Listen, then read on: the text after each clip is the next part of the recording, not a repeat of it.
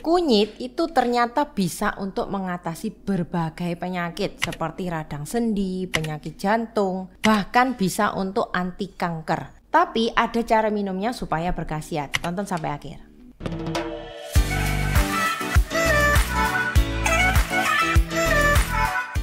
Halo Sobat Sehat, kembali lagi bersama Cece Apoteker di Tobat Tanya Obat. Kali ini Cece Apoteker akan bahas seputar kunyit, terutama bagian dalamnya kunyit. Maksudnya adalah zat aktif di dalam kunyit yang ternyata bisa mengobati berbagai macam penyakit. Jadi kunyit ini banyak sekali manfaatnya dan kita bisa temukan terutama di Indonesia. Sangat banyak, terutama untuk dijadikan makanan ya. Nah, sebenarnya khasiat kunyit yang bermanfaat itu zatnya apa? Nah, kita bahas satu persatu. Jadi untuk zat kunyit yang bermanfaat itu namanya adalah kurkumin. Nah, kurkumin ini ternyata ada di dalam kunyit dan memang di dalam kunyit itu paling besar kurkuminnya. Meskipun kurkumin itu banyak juga di beberapa tumbuhan lain ya, tapi tidak sebanyak yang ada di dalam kunyit. Seperti temulawak itu juga ada kurkumanya. Kemudian di temu putih itu juga ada kurkuminnya. Kemudian di jahe juga ada tapi hanya sedikit saja. Kurkumin sendiri itu bisa didapatkan dari kunyit, entah itu masih segar, kemudian yang berupa bubuk kunyit, kemudian yang berupa ekstrak kunyit, itu bisa didapatkan manfaatnya. Nah, sebenarnya manfaat dari kurkumin itu apa saja? Nah, ini sudah saya lampirkan juga penelitian-penelitian yang sudah membuktikan kalau kurkumin itu memiliki berbagai manfaat. Yang pertama, sebagai antiinflamasi. Ya, ini sudah ada penelitiannya kalau kurkumin itu kerjanya dengan menekan berbagai molekul terutama yang berperan dalam peradangan dalam tubuh. Jadi kalau misalkan peradangan kronis ya seperti peradang sendi, kemudian penyakit jantung, sindrom metabolik, radang usus ya, itu juga bisa diobati dengan menggunakan kunyit. Kemudian yang kedua sebagai antioksidan. Ini juga sudah ada penelitian kalau ternyata kurkuminnya ini bisa menghambat kerusakan oksidatif yang disebabkan oleh stres pada otak, hati, dan ginjal. Nah, ini dilakukan penelitiannya pada tikus. Nah, kemudian kurkuminnya sendiri ini bisa menghambat radikal bebas dan bisa menghambat molekul yang merusak sel dan DNA. Jadi manfaatnya lebih ke melindungi sel-sel tubuh dari stres oksidatif. Jadi bisa mencegah penuaan dini, kemudian bisa untuk penyakit kronis. Yang ketiga yaitu untuk mendukung kesehatan jantung. Nah, kurkumin sendiri ini ternyata bisa meningkatkan fungsi endotel. Endotel itu apa? Endotel itu adalah lapisan dalam pembuluh darah. Jadi kalau fungsinya ini diperkuat akhirnya jantungnya juga kuat ya. Kemudian mengurangi peradangan juga dan bisa untuk menurunkan kadar kolesterol LDL serta trigliserida. Jadi kalau misalkan ini semua bermanfaat akhirnya kan bisa mengurangi risiko penyakit jantung. Kemudian bisa juga mengurangi risiko aterosklerosis, kemudian stroke. Kemudian yang keempat bisa sebagai potensi anti kanker. Nah, sudah dilakukan penelitian in vitro dan in vivo ya bahwa kurkumin ini dapat menghambat pertumbuhan sel kanker dan mencegah metastasis. Apa itu metastasis? Yaitu penyebaran kanker. Kemudian juga bisa menginduksi apoptosis. Apoptosis itu kematian sel yang terprogram pada sel kanker. Jadi memang dibuat supaya selnya mematikan diri sendiri gitu ya, sel kankernya. Kemudian dilakukan penelitian lebih lanjut yang menunjukkan itu kurkumin bisa mencegah dan mengobati penyakit kanker. Kankernya apa saja? Kanker usus besar, kemudian kanker payudara, kanker prostat, dan untuk kanker paru-paru.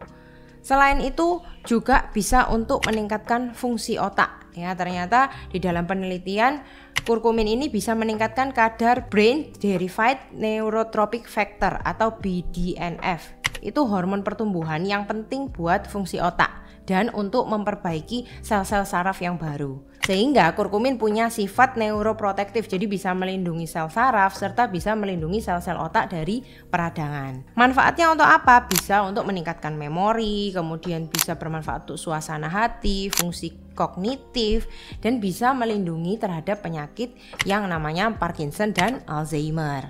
Kemudian yang keenam yaitu bisa untuk meringankan gejala depresi. Jadi kurkumin itu ternyata bisa bekerja untuk meningkatkan kadar neurotransmitter seperti serotonin dan dopamin di otak. Jadi kalau misalkan serotonin dan dopamin di otak ini meningkat, maka bisa menurunkan gejala depresi karena bisa penting untuk regulasi suasana hati. Yang terakhir, dia juga bisa untuk mengatasi radang sendi yang kita sering biasanya dengar dengan kata osteoartritis ya, kaku-kaku pada sendi, kemudian nyeri-nyeri pada sendi.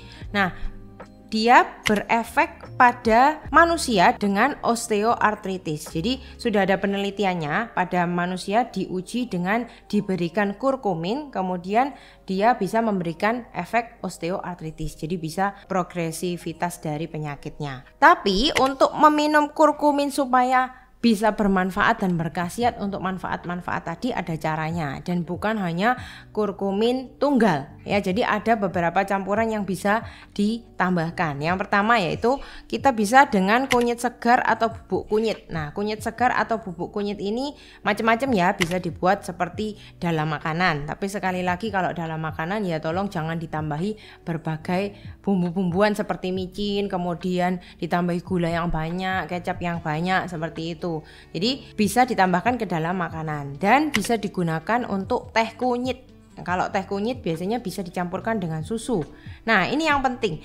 Ternyata kalau kunyit itu kita campurkan dengan lada hitam, itu justru dapat membantu meningkatkan penyerapan kurkumin.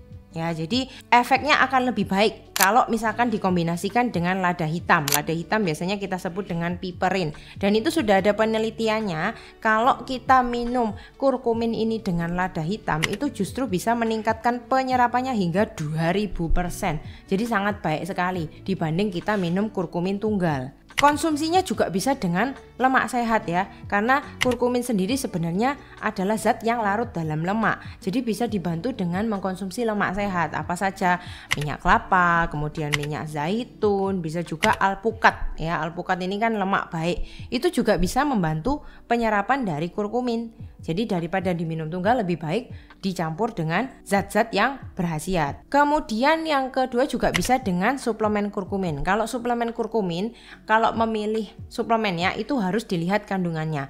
Biasanya yang baik itu adalah yang mengandung kurkuminoid 95%. Jadi dipastikan lagi kandungannya. Kalau cuma mengandung sedikit aja biasanya akan percuma ya. Kemudian gunakan teknologi atau suplemen yang sudah menggunakan teknologinya itu dengan nanoemulsi atau liposom. Jadi yang memang sudah dilakukan produksi dengan teknologi dengan memperkecil ukuran atau partikelnya. Tujuannya apa? Lagi-lagi untuk mempercepat atau meningkatkan penyerapan dari kurkuminnya ke dalam sel tubuh. Ya, karena kalau misalkan gak diserap dengan baik, lagi-lagi buat apa ya. Kemudian dengan jamu kunyit asam juga bisa ya. Ini banyak sekali ya kalau orang di Indonesia ini jual-jual jamu seperti kunyit asam, kemudian asam jawa, itu juga bisa. Tapi sekali lagi jangan ditambahkan gula. Kalau mau buat sendiri di rumah ya nggak usah ditambahin gula, kunyit asam aja cukup. Untuk kunyit bubuk sendiri dosisnya berapa? Kalau dosis kita menggunakan kunyit bubuk bisa digunakan 1-3 gram per hari ya. Kemudian kalau misal menggunakan ekstrak kurkumin, tadi saya udah bilang bahwa 95% kurkuminoid itu setara dengan 500-1000 mg per hari ya. Jadi kalau misalkan beli suplemen itu dilihat lagi ya untuk komposisinya serta dosis untuk penggunaannya. Kemudian tips lagi untuk meminum kunyit supaya lebih cepat diserap, yaitu panaskan kunyitnya. Jadi pada saat kondisi panas, tapi jangan yang terlalu panas ya.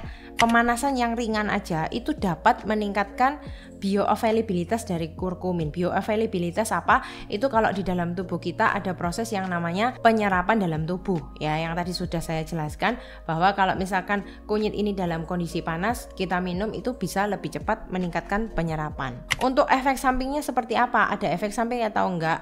Efek samping sebenarnya minim ya, terutama untuk obat-obat herbal. Namun memang kalau pada beberapa orang ada yang terjadi seperti gangguan pencernaan. Biasanya yang paling sering adalah gangguan gangguan pencernaan. Jadi lambungnya nggak kuat. Kemudian efeknya ya bisa mual, diare. Kemudian kalau misalkan pada dosis tinggi memang akan menyebabkan gangguan pada pencernaan. Nah, jadi kalau misalkan lagi-lagi kalau minum kurkumin atau kita mau konsumsi kurkumin, diperhatikan lagi dosis dan jangan berlebihan. Interaksi obat bagaimana? Kalau interaksi obat, nah untuk teman-teman yang mungkin mengkonsumsi obat di rumah, hati-hati kalau misalkan mau minum kurkumin, karena kurkumin ini juga memiliki interaksi pada beberapa obat, seperti obat pengencer darah. Ya, untuk orang-orang yang hipertensi biasanya mengkonsumsi obat pengencer darah, ini perlu diperhatikan. Gimana kalau mau minum, konsultasikan ke dokter dulu atau dijeda minumnya, itu lebih baik. Kemudian obat diabetes ya, jadi tidak semua orang bisa minum kurkumin dengan bebas. Kalau memang hanya untuk preventif saja, boleh diminumnya kapan saja, itu nggak apa-apa. Tapi kalau untuk orang-orang yang dengan kondisi diabetes dan hipertensi, perlu diperhatikan lagi ya. Kemudian yang harus diperhatikan lagi pada kehamilan dan menyusui. Mungkin pada ibu-ibu hamil dan ibu menyusui mau minum kurkumin atau mengkonsumsi suplemen kurkumin, sebenarnya boleh-boleh aja, tapi lebih baik untuk dikonsultasikan ke dokter lagi, takutnya ada kondisi yang tidak memungkinkan untuk minum obat-obat herbal atau kurkumin. Ya, jadi itu adalah tips atau cara-cara yang bisa kita lakukan supaya kurkumin ini lebih berkhasiat di dalam tubuh. Oke, sekian untuk video Cici Apoteker kali ini. Kalau ada yang mau ditanyakan boleh dituliskan di kolom komen. Semoga bermanfaat untuk sobat sehat dimanapun Anda berada. Sampai jumpa di video berikutnya. Sebenarnya manfaat dari kurkumin itu apa saja? Yang pertama, sebagai antiinflamasi. Kemudian yang kedua, sebagai antioksidan. Yang ketiga yaitu untuk mendukung kesehatan jantung. Nah, kurkumin sendiri ini ternyata bisa meningkatkan fungsi endotel. Endotel itu apa? Endotel itu adalah lapisan dalam pembuluh darah. Kemudian yang keempat, bisa sebagai potensi anti kanker. Nah, selain itu juga bisa untuk meningkatkan fungsi otak. Ya, ternyata di dalam penelitian